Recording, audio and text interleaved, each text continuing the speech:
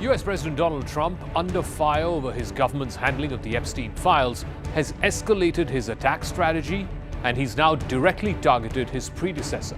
Trump has accused former President Barack Obama of treason and declared that it's time to go after people.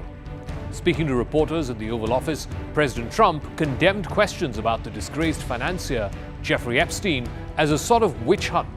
And then he launched into a tirade against his Democratic opponents, including Obama, Biden, and Hillary Clinton, and even against the mainstream media.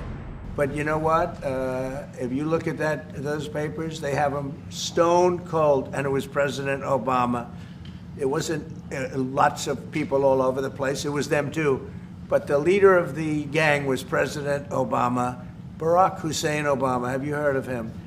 And except for the fact that he gets shielded by the press for his entire life, that's the one they look. He's guilty. It's not a question. You know, I like to say, let's give it time. It's there. He's guilty. This was treason. This was every word you can think of. They tried to steal the election. They tried to obfuscate the election. They did things that nobody's ever even imagined, even in other countries. Trump was also referring to a report from Tulsi Gabbard, the director of national intelligence, which tried to undermine the 8-year-old assessment that Russia favored Trump's election in 2016. Trump has been consistently saying that it was the Democrats who propped up what he calls the Russia hoax, which somehow said that Putin had helped Trump get elected in 2016 when he first won the White House. Trump's extended digression came during a visit with President Ferdinand Marcos Jr. of the Philippines. This was a stark example of Trump's campaign of retribution against an ever-growing list of enemies, Obama and Biden being top of that list. It even prompted a rare response from former President Barack Obama's office. And this is what that response read, and I quote, "These bizarre allegations are ridiculous and a weak attempt at distraction. Nothing in the document issued last week undercuts the widely accepted conclusion that Russia worked to influence the 2016 presidential election, and it did not successfully manipulate any votes."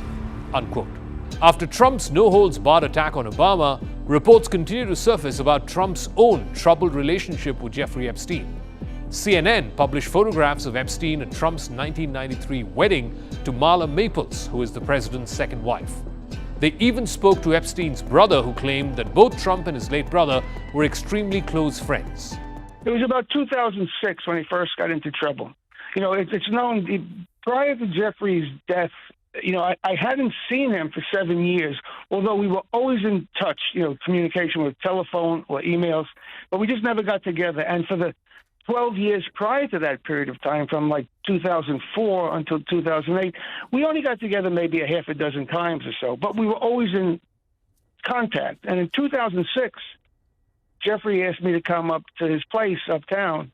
He wanted to talk to me. So I was uptown, I stopped by. I'm not uptown all that much back then. I live downtown, and I sort of joke. I say to go above 14th Street, I need a visa. But so I went to talk to him, and that's when he told me that he was getting in trouble for being with girls that were too young. He said he was stupid, but he wanted me to hear it from him as opposed to hearing it on the news or something. And that's when I first found out. But Trump chose to focus on a report by the Intel chief Tulsi Gabbard. Gabbard's report has claimed that there was a treasonous conspiracy by top Obama-era officials to blame Trump for a Kremlin-funded conspiracy to interfere in the 2016 election. But this latest report is directly contradicted by a lengthy study conducted by the Senate Intelligence Committee that was signed by all Republican members of the committee. And that included Marco Rubio, who's currently the Secretary of State. The Obama administration never contended that the Russians had manipulated votes. Instead, Obama and the Democrats, as well as the Republicans on the Senate Intelligence Committee, had concluded that Russia did mount a major effort to influence voters in 2016. But Trump is having none of it. He struck an extremely defiant note at the Oval Office briefing. He claimed that he could have sent Hillary Clinton, the former Secretary of State and another one of his political rivals, to prison, but he chose not to. He said he would show no such leniency to Obama this time. Well, based on what I read, and I read pretty much what you read, it would be President Obama. He started it. And Biden was there with him.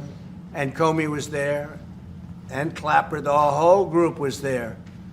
Brennan, they were all there in a room. Right here, this was the room. This is much more beautiful than it was then, but that's okay. The president then listed even more enemies who he wanted his Justice Department to target, including former FBI Director James Comey, whom he fired rather unceremoniously. And further than that, in that list are James Clapper, who's the former Director of National Intelligence, and former President Joseph Biden himself.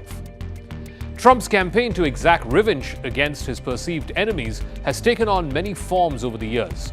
Over the last 6 months, he has pulled protective security details from former colleagues who've been facing death threats from Iran. He's also revoked or threatened to revoke the security clearances of Biden and his family, as well as officials from the previous White House. His administration has taken steps to target members of the media, university campuses. He's also fired or investigated government workers who were deemed to be disloyal. The re-examination of the intelligence around the 2016 election began with John Ratcliffe, who's the current CIA director. He had ordered a review of the agency's report that went into the intelligence community's assessment that was made in December of that year. The review was deeply critical of the Obama administration and the former CIA director John Brennan. But CIA analysts took issue with the speed at which this assessment was made and accused Brennan of allowing an unverified dossier prepared by a former British intelligence officer, Michael Steele, to influence the assessment. But Brennan has long denied the so-called Steele dossier and that it had any impact on the intelligence community's assessment of the 2016 election. John Ratcliffe further wrote on social media that the review he had ordered had shown that the process was corrupt, and then he made a criminal referral to the FBI. The FBI is yet to respond to this referral, but it's likely that they would initiate criminal proceedings against former members of the Obama White House. Last week, Tulsi Gabbard also issued another report which criticized the findings of the intelligence assessment even more bluntly. It directly laid the blame at Obama's doorstep, saying that he had visibility and authorization of the misgivings of the intel community. Gabbard's report suggested that in the winter of 2016, intelligence officials under pressure from the Obama White House changed their assessment of the Russian election interference. Their initial assessment was that Russia had failed to mount a significant effort to hack the election. Later, under pressure from Obama and other officials in his White House, they changed that assessment to reflect that the Kremlin was trying to boost Trump and denigrate Hillary Clinton, who was his Democratic opponent in that election. Now, this is in direct contradiction with what the intelligence agencies had found back in the aftermath of the 2016 election.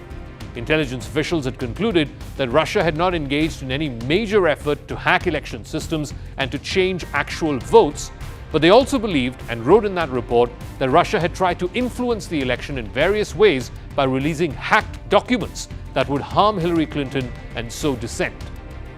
This was a finding that was upheld by the Intelligence Committee of the Senate. But Trump now wants to rip it all open all over again.